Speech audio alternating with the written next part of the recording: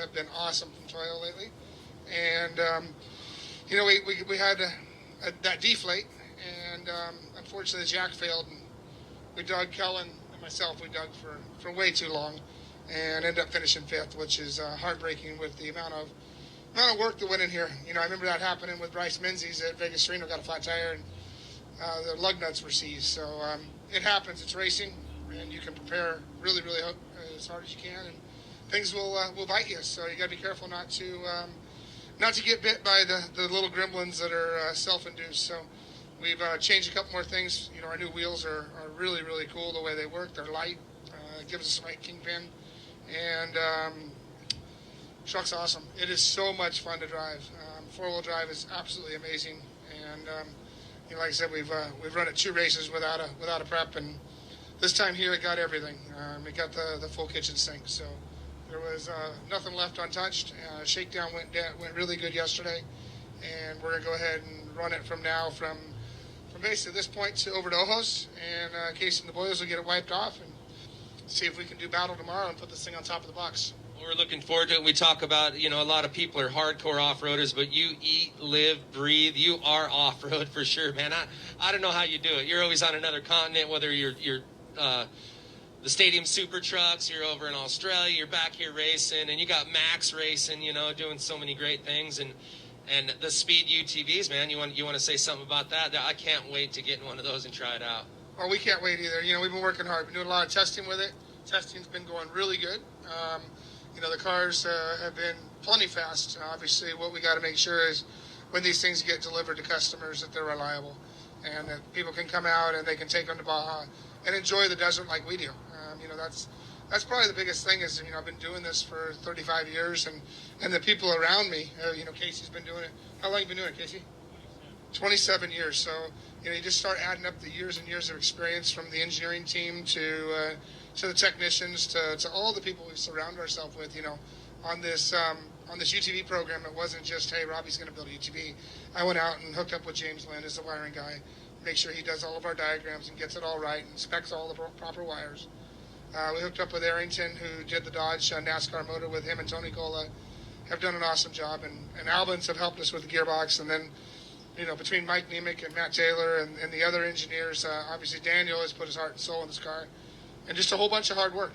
And we've got ourselves a monster of a machine. And it's gonna change the game of UTV for sure.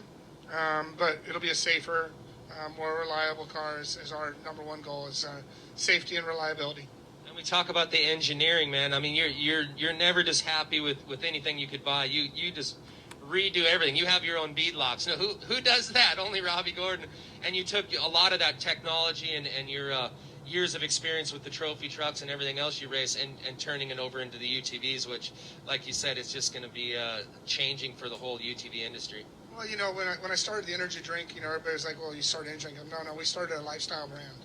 And, I think with Speed, from the wheels, the tires, to the cars, the tools, RC cars, everything around, we basically built a position that we can be our own marketing sponsorship program to be able to come here and compete with the best of them.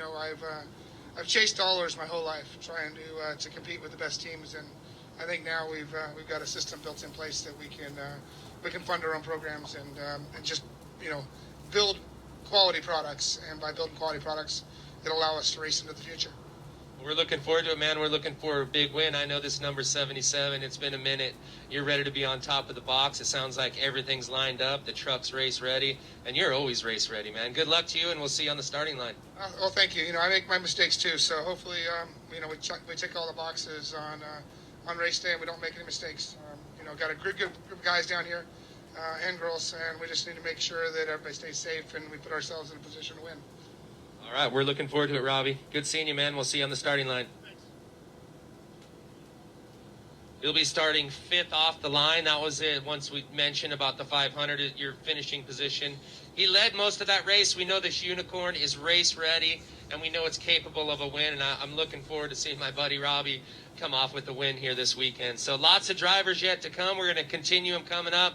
We pretty much have them all. We brought all the motos, the ATVs, and a bunch of UTVs came through, and a few of the vehicles. But pretty much the remainder of the vehicles. We have 179 racers here for this year's Score Baja 1000, and looking forward to getting to chat them all up before they go out and dominate these Baja deserts. And once again, talk about the course. We talked to Frank D'Angelo from Jackson Motorsports here earlier. This is the longest loop race Score's ever put on. It's 898.4 miles of sheer Baja's best. And we're hearing so many stories on how technical it is. I've been hearing that the San Felipe side is the easy side, if you could believe that, and it's known for the deep whoops and treacherous sand washes, Matomi over there, rock washes, if you will. But we're looking forward to some great racing, and we're going to be catching it all on our drones. 5 drone teams out there. So stick around throughout the week, and that's going to kick off with our motos tomorrow morning. We're going to send our first bike off at 4 a.m. Probably take about an hour for our bikes to all leave the line. Then we're going to move into our 4-wheel vehicles, starting with the trophy trucks. Dan McMillan will be leaving first at 10 a.m. tomorrow morning. You can track your drivers, check out our Score Off-Road mobile app, or go on scoreinternational.com. But talk about legends. They keep coming through right here.